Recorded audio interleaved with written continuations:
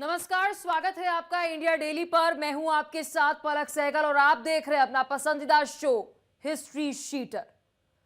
कभी कुर्ते की जेब में कट्टा होता था और दूसरी जेब में संविधान की कॉपी। कभी वसूली के लिए बंदूक चलती थी और अगली सुबह विधानसभा में भाषण देता था। यह कहानी है उस हिस्ट्री शीटर की जो खौफ की पाठशाला का प्रिंसिपल बना बैठा था। नाम अतीक अहमद, चेहरा इलाहाबाद का खौफ, पद 5 बार विधायक और काम कत्ल, फिरौती, अगवा, धमकी और पहचान गैंगस्टर नंबर 1। उसका कद 6 फीट से ऊंचा था, लेकिन कानून से हमेशा नीचे खड़ा रहा। सियासत की सीढ़ी चढ़ी, लेकिन मकसद था सिर्फ दबदबा बनाए रखना। जिसने अपने उस्ताद को ही रास्ते से हटा दिया और फिर खुद बन बैठा इस अंडरवर्ल्ड का आका। वो कहता था, मैं नेता भी हूं और सिस्टम भी। पुलिस उसके आगे बिचती थी और जनता डर से या लालच से उसे मसीहा समझती थी। लेकिन जो दूसरों की मौत लिखता था, एक दिन खुद गोली और कैमरे के सामने खत्म कर दिया गया। आज हिस्ट्री शीटर में खोलेंगे वो फाइल जिसे कानून की किताब ने कई बार बंद किया, लेकिन हर बार खून की स्याही से फिर उसे लिखा गया। History sheeter Atiq Ahmed, don से जनप्रतिनिधि और फिर कातिलों का शिकार।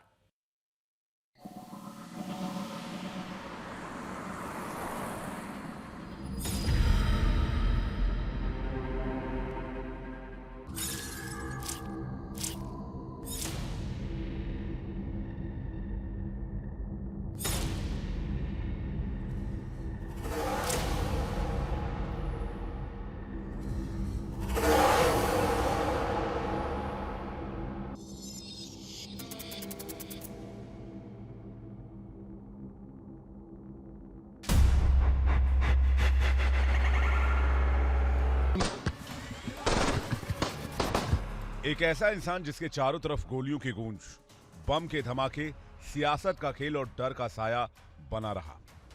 कई लोग उसे डॉन कहते थे, कुछ नेता और कुछ रॉबिन हुड भी मानते थे, कुछ गुंडा मवाली।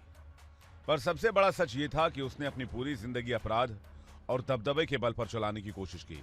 और आखिरकार उसकी कहानी कैसे अंजाम पर पहुंची, जहां उसका बचना नामुमकिन था।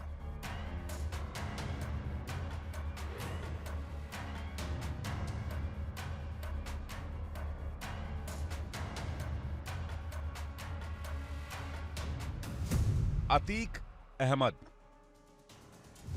एक ऐसा किरदार जो न सिर्फ अपनी हरकतों से बल्कि अपने हुलिये से भी लोगों में खौफ पैदा कर देता था।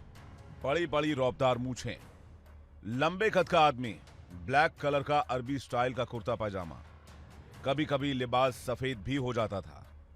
हमेशा बातें ठेठ इलाहाबादी अंदाज में, सिर पर व्हाइट गमछे की एक भोजपुरी बेल्ट वाली पगड़ी और पैर में नुकीलीदार जूती। ये तो हुलिया हुआ। अब जिंदगी को बयां करे तो गरीबी से निकला एक लड़का जो क्रिमिनल बना, अपनी हनक बढ़ाने के लिए अपने ही उस्ताद और इलाहाबाद के सबसे बड़े गुंडे को मौत के घाट उतार देता है। कानून के चंगुल से बचने के लिए सत्ता में घुसने का रास्ता बना लेता है। 5 बार विधायक रहा, जिसका भाई चुनावी अखाड़े में उतरा और हराया गया उसे, जिसने उसे हराया। इलाहाबाद की सड़कों पर से दौड़ा दौड़ा कर गोलियों से भूनकर मौत के घाट उतार दिया गया। चुनावी अखाड़ा वो जमीन है जहां अतीक अहमद ने बंदूक छोड़कर बैलेट उठाया, लेकिन नीयत वही रही, दबदबा कायम रखना। 1989 में जब उसने निर्दलीय चुनाव जीता तो यूपी की सियासत को खुला चैलेंज दे दिया, अब जुर्म भी करूंगा और कानून भी मैं ही बनाऊंगा। प्रयागराज यानी इलाहाबाद से लेकर लखनऊ तक उसके नाम पर फैसले पलट जाते थे। हर पार्टी उसकी ताकत से डरती थी और जरूरत पड़ी तो उसे गले भी लगाती थी। सियासत ने उसे ढाल दी और अतीक ने उसे हथियार बनाया। जो वो कहता वो पुलिस करती, जो वो चाहता वो इलाहाबाद में ही नहीं बल्कि कई बार लखनऊ में भी बैठे सत्ता के सुरमा भी वही किया करते थे। और जो लगातार मोस्ट वांटेड रहा, लेकिन जेल की यात्रा कम ही की। और जब जेल में रहा तो वहां रहते हुए बिजनेसमैन को उठवाकर जेल में ही बुलवाकर धमकी दे डाली, और जिस पर आखिर में एक्शन होना शुरू हुआ तो उसे कोई बचा नहीं पाया। और आखिरकार गोली और बम के बीच में अपनी जिंदगी बिताने वाला अतीक अपने भाई के साथ मीडिया के कैमरे के सामने अपराधियों की गोलियों का शिकार हो गया। किसी भी इलाहाबादी से पूछा जाए तो उनके पास अतीक की अनगिनत कहानियां बताने के लिए होंगी। कुछ सच्ची कहानियां, कुछ सच्ची होते हुए मसाले में लिपटी हुई, तो कुछ मनगढ़ंत भी हो सकती हैं। यूपी में एक अपराधी के तौर पर अतीक के उभार को आप जो है वो कैसे देखते हैं?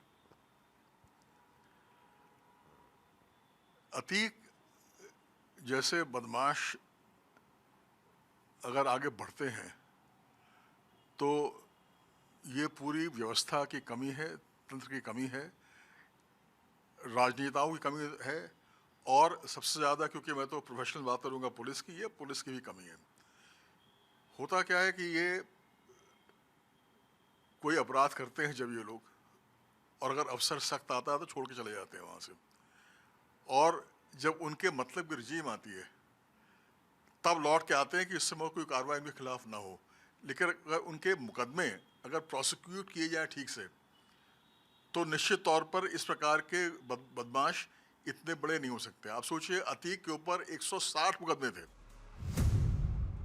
अतीक अहमद के 4 बड़े गुनाह: चांद बाबा की हत्या, लखनऊ गेस्ट हाउस कांड, राजू पाल हत्याकांड, उमेश पाल हत्याकांड। अतीक अहमद की क्राइम कुंडली के बारे में आपको बता दें, 44 साल में अतीक के खिलाफ 102 मामले दर्ज हो चुके थे। 1979 में हत्या का पहला केस दर्ज हुआ। 102 में सिर्फ एक में अतीक को सजा हुई। उमेश पाल किडनैपिंग केस में उम्र कैद की सजा सुनाई गई। साल 1962 में गरीबी में एक लड़का पैदा हुआ। उसके अब्बा का नाम हाजी फिरोज अहमद था, जो यूपी के देवरिया से आए थे और इलाहाबाद में तांगा चलाते थे। उसे लोग फिरोज तांगे वाले के नाम से पहचानते थे। वो चाहते थे कि बेटा पढ़ लिख कर बड़ा आदमी बने, मगर किस्मत ने इस लड़के की राह मोड़ दी। लड़के का नाम अतीक अहमद था। जैसे जैसे बड़ा होता गया, उसकी ललक पैसे कमाने की बढ़ती गई। महज 17 साल की उम्र तक पहुंचते पहुंचते, यानी करीब 1979 के आसपास, उसके खिलाफ हत्या का मुकदमा दर्ज हो गया। गरीबी की हालत भी थी, मगर इस हत्याकांड ने उसके नाम को सीधे पुलिस की फाइल में दर्ज करवा दिया। अतीक ने लोगों पर जो जुल्म किए हैं उसकी फेहरिस्त जो है वो बेहद लंबी रही है। ऐसा कोई वाक्या, ऐसा कोई जिक्र जो आप शेयर करना चाहेंगे? नहीं, उसके जिक्र का इतने तमाम उसके मुकदमे हैं। 160 मैंने बताया। राजू पाल के देखिए, उसको उसने मारा, उसके बाद उसके गवाह को भी मार दिया और स्कॉट फ्री घूम रहा है उसके बाद। तो ये बदमाशों का ये सिलसिला है। 1980 के दशक में यूपी से लेकर बिहार तक नए नए बाहुबली उभर रहे थे, जो कभी नेताओं के लिए गुंडाई करते थे। इसी समय यूपी के कई जिलों में कई बाहुबली उभर रहे थे। गोरखपुर में हरिशंकर तिवारी और वीरेंद्र शाही थे। गाजीपुर में मुख्तार अंसारी थे। जौनपुर में धनंजय सिंह थे। इसी दौरान इलाहाबाद में एक नाम कुख्यात हुआ, चांद बाबा का। इलाहाबाद गुंडाई के मामले में तब 1 नंबर पर चल रहा था। अतीक अहमद को जैसे ही पता चला कि उसके लिए गरीबी से निकलने का रास्ता जो है वो यहीं से होकर जाएगा, उसे लगता था कि उसे अपना रसूख कायम करना है, अपना दबदबा बनाना है, तो ये पहली सीढ़ी है। अतीक अब चांद बाबा का शागिर्द बना। वो सिर्फ जेल नहीं बल्कि अतीक अहमद का दूसरा ऑफिस था।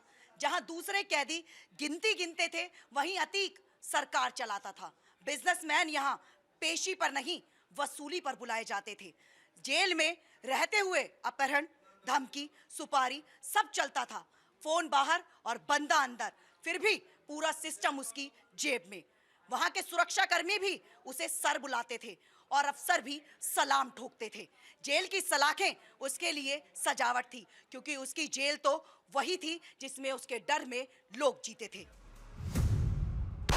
अतीक के गुनाहों की लिस्ट इतनी लंबी है कि उसमें अशोक साहू मर्डर केस, साल 2007 का गैंगस्टर केस, धूमनगंज में नरेंद्र मर्डर केस, बीजेपी नेता अशरफ की हत्या का केस, पार्षद नस्सन की हत्या का केस, साल 2020 का गैंगस्टर केस, जीशान पर जानलेवा हमले का केस, गवाह महेंद्र पटेल अपहरण का केस, सुरजीत अलकमा डबल मर्डर केस और 5 करोड़ की रंगदारी मांगने का केस भी शामिल है। संगम नगरी यानी प्रयागराज का नाम तब इलाहाबाद हुआ करता था। संगम के तट का पानी शीशे की तरह साफ हुआ करता था। इलाहाबाद यूनिवर्सिटी का नाम और उसके छात्र नेताओं की हुंकार पूरे यूपी में गूंजती थी।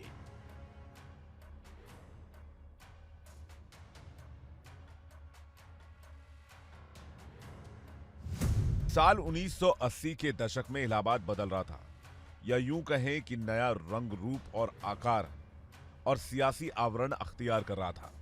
नए कॉलेज बन रहे थे, नए नए उद्योग स्थापित हो रहे थे, बड़े बड़े सरकारी ठेके बंट रहे थे। इलाहाबाद के छात्र नेता और शहर के दबंग लोगों में दौलतमंद बनने की चाहत बुलंद हो रही थी। और इसी दौर में चकिया मोहल्ले में रहने वाले फिरोज तांगे वाले का बेटा अतीक अहमद सुर्खियों में आता है। साल 1979 में फिरोज तांगे वाले का बेटा और चकिया मोहल्ले का वो लड़का अतीक अहमद हाई स्कूल में फेल हो जाता है। पिता इलाहाबाद रेलवे स्टेशन पर तांगा चलाते थे, लेकिन बेटे के सिर पर जल्दी अमीर बनने का जुनून सवार था। महज 17 साल की उम्र में अतीक अहमद पर हत्या का आरोप लगा। इसके बाद उसके गुनाहों का धंधा वक्त के साथ फलता फूलता चला गया। वो चकिया और आसपास के इलाकों में रंगदारी वसूलने लगा। लेकिन उस दौर में एक शख्स ऐसा भी था जिसे अतीक अहमद की दबंगई अखरने लगी थी। पुराने इलाहाबाद में उस वक्त चांद बाबा नाम का खौफ हुआ करता था। लोग कहते हैं कि पुलिस भी उस दबंग इलाके में जाने से डरती थी। अगर कोई पुलिस वाला गलती से चला भी गया तो चांद बाबा के गुंडे उसे पीट कर ही वापस भेजते थे। चांद बाबा के छोटे से गैंग के सामने चकिया का 20 साल का लड़का अतीक अहमद खुद को उससे बड़ा गुंडा साबित करने के लिए पूरी ताकत लगा रहा था। मैं आपको एक वाकया बता दूं। मैं एसपी जौनपुर था जब मैं, तो उसका नाम मैं नहीं लूंगा और पार्टी का नाम भी नहीं लूंगा। एक बदमाश था कि जो लगातार 3 चुनाव जेल से जीत रहा था। तो हमारे समय में जब चुनाव हुआ तो हालांकि ये कार्रवाई थोड़ी सी आप सोचिए कि ज़्यादा हो गई उसके खिलाफ, लेकिन हमने इंश्योर किया कि उसका कोई प्रचार ना हो पाए और जहां उसके 5 से ज़्यादा आदमी इकट्ठा हों उनको बंद कर दिया। जो पोलिंग बूथ थे वहां से कुछ दूरी पे अपना पर्चे लगा सकते हैं, उसको भी और दूर कर दिया हमने। इतना सब करने के बाद भी कोई प्रचार ना हो पाए, गाड़ियां ना चल पाए, उसके बावजूद भी वो सिर्फ 2013 वोट से हारा सिर्फ। तो ये समाज का भी ये बड़ी कमी है कि हम जो है ये बदमाशों को जो है सोचते हैं कि हमें प्रोटेक्ट करेंगे ये, और थोड़े छोटे बहुत लाभ के लिए उनको हम सपोर्ट करते हैं। इस दौरान उसके खिलाफ मुकदमे होते चले गए। महकमे में उसके नाम की अलग फाइल बन चुकी थी और वो फाइल वक्त के साथ मोटी होती जा रही थी। यूपी की सरकार तब वीर बहादुर सिंह के हाथ में थी। ये बात 1985 की है। वो एक नया कानून लेकर आए जिसे गैंगस्टर एक्ट कहा गया। इसका मतलब है कि जो भी संगठित तरीके से अपराध करता मिले उसके खिलाफ ये एक्ट लगाया जाए। मतलब जिस पर इस एक्ट के तहत कार्रवाई हुई वो पुलिस की फाइल में गैंगस्टर कहलाएगा। इस तरह यूपी का गैंगस्टर बना अतीक अहमद। 1986 में इसी गैंगस्टर एक्ट के तहत जो सबसे पहला मुकदमा दर्ज हुआ वो अतीक अहमद के खिलाफ था। आप समझ सकते हैं कितनी तेजी से अतीक अहमद जुर्म की दुनिया में आगे बढ़ रहा था। चांद बाबा उसका उस्ताद था, लेकिन पुलिस की फाइल में वो उससे बड़ा गुंडा बन रहा था। गुंडा नहीं, गैंगस्टर बन गया था। अतीक का वर्चस्व इतनी तेजी से बढ़ा कि 3 साल बाद ही 1989 में इलाहाबाद में शौके इलाही उर्फ चांद बाबा की हत्या हो गई और लोगों ने कहा कि अतीक ने अपने ही उस्ताद को रास्ते से हटा दिया, क्योंकि उसके बाद इलाहाबाद के अंडरवर्ल्ड पर एक छत्र राज स्थापित करने वाला कोई और बचा ही नहीं था। बहुत जल्द अतीक का नाम इतना फैल गया कि उसकी गैंग में 100 से 120 शूटर्स शामिल हो गए। शहर के कई हिस्सों में, चकिया में, धूमनगंज में, कसारी मसारी में, बेली गांव में, मरियाड़ी में जगह जगह उसका खौफ था। कभी गोलियां चल जाती थी, कभी लूट, कभी धमकी, कभी किसी को अगवा कर ले जाना, और अतीक इन सब के बीच मजबूत होता चला गया। हालांकि अतीक के सिर पर हमेशा एक तलवार लटकी रही और वो थी गिरफ्तारी की तलवार, कानून की तलवार। अतीक अहमद चुनावी अखाड़े में भी उतरा उसे लगा कि अगर चुनावी अखाड़े में उतर गया तो ये जो गिरफ्तारी की तलवार लटक रही है, इससे मुक्ति मिल जाएगी। प्रयागराज यानी इलाहाबाद का चकिया इलाका, जहां कभी खौफ सांस लेता था। यही नहीं, चकिया की गली में हर घर की दीवारें अतीक अहमद की दहशत की गवाह थी। वहां का बच्चा बच्चा जानता था कि किस वक्त गोली चलेगी और किस वक्त बम फटेगा। कहते हैं चकिया में पुलिस बिना इजाजत के एंट्री नहीं करती थी, और अगर किसी ने की तो उसका ट्रांसफर पक्का था। वहां के लोगों की जुबान पर एक ही बात थी, अगर बचना है तो अतीक से मिल जाओ, नहीं तो मिट्टी में मिल जाओगे। यही था उसका साम्राज्य और यही था खौफ का नक्शा। 1989 में इलाहाबाद पश्चिम से वो निर्दलीय चुनाव लड़ा और जीत भी गया। इस तरह एक डॉन ने सियासत की बागडोर पकड़ ली। ये वो दौर था जब उत्तर प्रदेश की राजनीति भी बाहुबली नेताओं की तरफ मुड़ने लगी थी। अतीक जीत गया, मगर क्या विधायक बनने से उसका अपराध कम हुआ? नहीं, वो अपराध की दुनिया में उसी तरह काबिज रहा। एक तरह से उसे सियासत की छत्रछाया मिल गई थी। जो पुलिस की फाइल में वांटेड था, वो अब विधानसभा पहुंच चुका था। इसी समय का एक वाकया याद आता है। एक फोटो जर्नलिस्ट की भाभी पास के ही सरकारी स्कूल में टीचर थी और अतीक अहमद के इलाके से गुजरते हुए बस से रोज स्कूल जाती थी। वहां कुछ गुंडे अक्सर बस में उसे छेड़ते थे, बदतमीजी करते थे। उनके भाई ने पुलिस से शिकायत की और शिकायत पर किसी तरह से एफआईआर भी दर्ज हो गई, पर कोई एक्शन नहीं लिया गया। उल्टा गुंडों को पता चला तो उन्होंने और ज्यादा छेड़छाड़ शुरू कर दी। यही नहीं, कभी कभी हिंसा पर भी उतारू हुए। बेबस होकर उस जर्नलिस्ट ने अपनी अखबार में खबर छपवाई। जब टीचर गुंडों से घिर जाती है, तब पुलिस ने एक गुंडे को गिरफ्तार किया और इस दौरान पुलिस उसे अपने दोस्त की तरह आगे की सीट पर बिठाकर ले गई। यही नहीं, पुलिस स्टेशन में भी उसकी खातिरदारी के दावे किए गए, जबकि वो कहते हैं कि उन्हें बुलाकर पुलिस ने ही चुप करा दिया। उनके घर वालों को यह तक कहा गया कि ये अतीक का आदमी है, अगर ज्यादा लड़ोगे तो खुद ही भुगतना होगा। हालात इतने बिगड़ गए कि उसके भाई ने घर छोड़कर जाने का फैसला किया, क्योंकि उन्होंने सोचा कि ये अतीक के गुंडे ऐसे ही परेशान करेंगे, इनके खिलाफ कोई कार्रवाई नहीं होगी। और पुलिस भी उनकी बात नहीं सुन रही थी। इसे लेकर उस जर्नलिस्ट ने सोचा कि भाई के परिवार के साथ ये जो बातें हो रही हैं, उसे लेकर सीधे क्यों ना अतीक अहमद से ही बात कर ली जाए। तो एक दिन कहीं प्रेस कॉन्फ्रेंस में अतीक अहमद से वो टकरा गए और उन्होंने सारा किस्सा अतीक अहमद को सुनाया। तब अतीक अहमद ने उससे कहा कि काहे घबरा रहे हो, ये तुम्हारा मामला है, तो भाई को बोलो मकान बेचने की जरूरत नहीं है, अब कोई नहीं आएगा। और वाकई बदमाशों ने छेड़छाड़ बंद कर दी और उसके बाद से उनके भाई या भाभी को किसी ने परेशान नहीं किया। हालांकि कुछ समय के बाद वो अपना मकान बेचकर वहां से चले गए। अतीक जैसे अपराधी के साथ क्या यूपी में एक ऐसे संगठित अपराध का जो है वो खात्मा हो चुका है? बहुत हद तक। और इस सरकार में जो है, देखिए पहले भी जो है, मैं जैसे मायावती जी के टाइम पे उनको भी मैं क्रेडिट दूंगा। उनके टाइम पे भी जो है तमाम माफियाओं को ख़त्म किया गया था और पुलिस को पूरी छूट थी कार्रवाई करे। लेकिन फिर भी कुछ जो उनके चुनिंदा नेता थे और जो बदमाश थे, तो उनको तो प्रोटेक्शन था उस समय। और भी कई बातें थी, मैं कहना नहीं चाहूँगा इसको। लेकिन इस वर्तमान समय में जो है किसी को एक पैसे का भी संरक्षण नहीं है और पुलिस को पूरी छूट है कि कार्रवाई करे। और उसका एक कारण भी है। देखिए, ये माननीय मुख्यमंत्री जिस समय जो हैं, ये एक मठ से आते हैं और उनकी सारी फाइनेंसिंग मठ करता है, जो कि बड़ा संपन्न मठ है। उन्हें कभी ये ज़रूरत नहीं पड़ी कि लोगों की मदद लें भीड़ जुटाने के लिए या ट्रांसपोर्ट के लिए या खाने के लिए, सम्मेलन करने के लिए। मठ से सब काम हो जाता है। अगर ये आपके पास सपोर्ट नहीं है तो नेता जब ऊपर धीरे धीरे उठता है ऊपर, तो तमाम तरह के गलत लोगों का सपोर्ट लेता है। उनको भाई नेता को जो है पैसा कौन देगा? कोई ब्लैक मार्केट ये देगा, कोई जिसका सफ़ेद धन है वो तो देगा नहीं, काला धन वाला ही देगा ना, जिसने गलत कमाई की जिसने। तो जब फिर गलत कमाई से जब बढ़ते हैं आगे, धीरे धीरे जो ऊपर पहुंच जाते हैं, तो जिन लोगों ने शुरुआती तौर पे संरक्षण दिया है और सपोर्ट किया है, तो वो फिर अपना जो है हिसाब मांगते हैं। लेकिन ये जो वाकया हुआ, उससे ये साबित हो गया कि जिन गुंडों को पुलिस नहीं रोक सकी, उनकी लगाम अतीक के हाथ में थी और अतीक ने उस लगाम को खींच लिया। साफ है कि अतीक अहमद किस तरह से इलाके में अपना दबदबा बनाकर रखता था। जहां जनता की सुरक्षा पुलिस को करनी चाहिए, वहां एक माफिया से लोगों को सुरक्षा मांगनी पड़ती थी और उन्हें मिल भी जाती थी। जाहिर है अतीक अहमद ने इसी तरह से अपना रसूख कायम किया कि पुलिस में जाओगे तो कुछ नहीं होगा, लेकिन मेरे सामने सजदा करोगे तो मैं तुम्हारा रक्षक बनूंगा, तुम्हें सेफ्टी मिलेगी।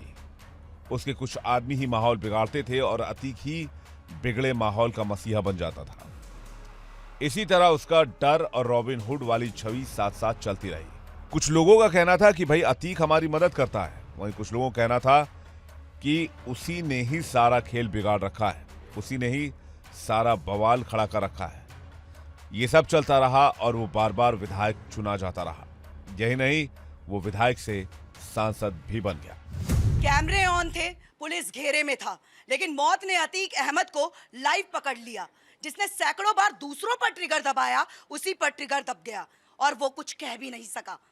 ये उसी अतीक की कहानी है जिसका नाम सुनकर थाने कांपते थे और उसी को 20 सड़क पर मौत ने झकझोर दिया, जिसका सफेद कुर्ता लाल हो गया और जो कैमरे का इस्तेमाल डर करने में फैलाता था, उसी कैमरे ने उसका अंतिम दृश्य कैद कर लिया। कहते हैं हिस्ट्री शीटर की हिस्ट्री अक्सर गोली से ही खत्म होती है। उस दौर में उत्तर प्रदेश में सत्ता बदलती रही, कभी सपा, कभी बसपा, कभी बीजेपी, पर अतीक की पहुंच कम नहीं हुई। वो अलग अलग पार्टी में जाता, पर हर जगह एक ही बात थी, उसकी दबंगई और दहशत।